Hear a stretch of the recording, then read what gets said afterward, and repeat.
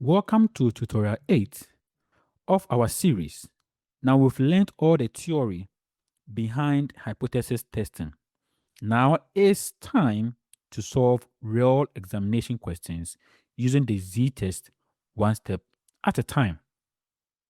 So we use a z-test when the population standard deviation is known. It is also commonly used with large sample sizes and when testing hypotheses about population means. All right. So this is the z-test formula. Try as much as possible to remember this formula because you're going to use it. So we will substitute the sample mean, population standard deviation, and the sample size to calculate the test statistic. All right. So now let's solve our first z-test question using these data. We will move through the hypothesis testing steps exactly as you would need to do in an examination so you don't miss any mark. All right. So step 1 is to state the hypothesis. So since we are checking whether the average differs from 30 minutes, we use a two-tailed test because no direction was specified.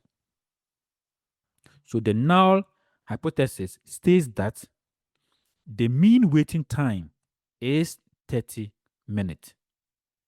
You realize that words like more than or less than wasn't used here, and hence we use a two-tailed test. Good. Step 2 is to identify the information. So before you do any calculations, organize all the information given in the question. This will help you to avoid mistakes during substitution. So write all the parameters, standard deviation, sample size, write everything down. Then you move to step 3. Step 3 is to calculate the standard error. Of course, it is inside the main formula, the main Z formula. It is inside it, all right? So first, calculate the standard error. So here, the square root of 64 is 8. So the standard error is 1. If you do the substitution, it is 1. All right. Step 4, calculate the Z statistic. All you have to do is to substitute the values into the z-test formula. After substitution and you make a calculation, the calculated z statistic is -3. -3. So take your time and use a calculator to do this. All right. Then step 5, you have to find the critical value.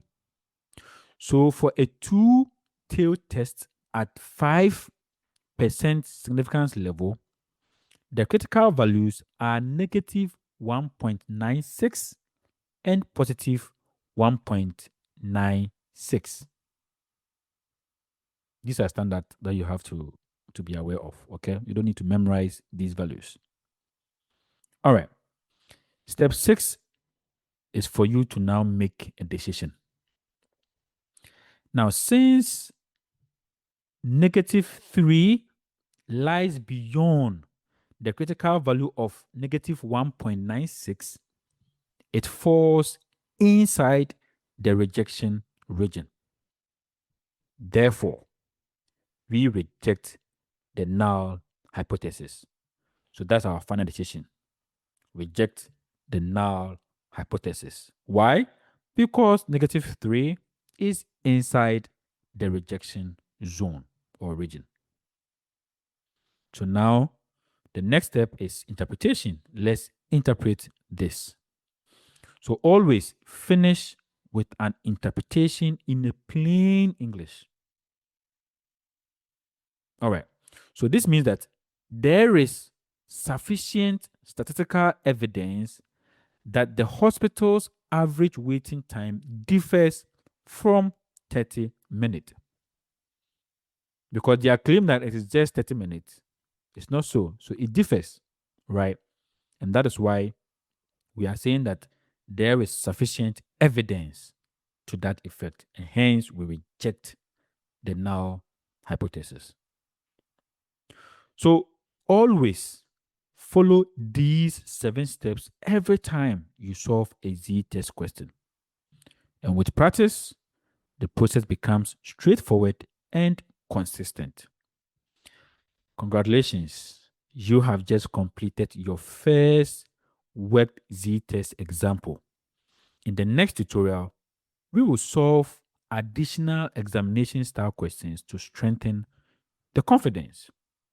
So if you're interested like I am, then don't forget to like, share, and subscribe to this tutorial. Once again, thank you for learning with me, and I will see you in the next tutorial. Peace out.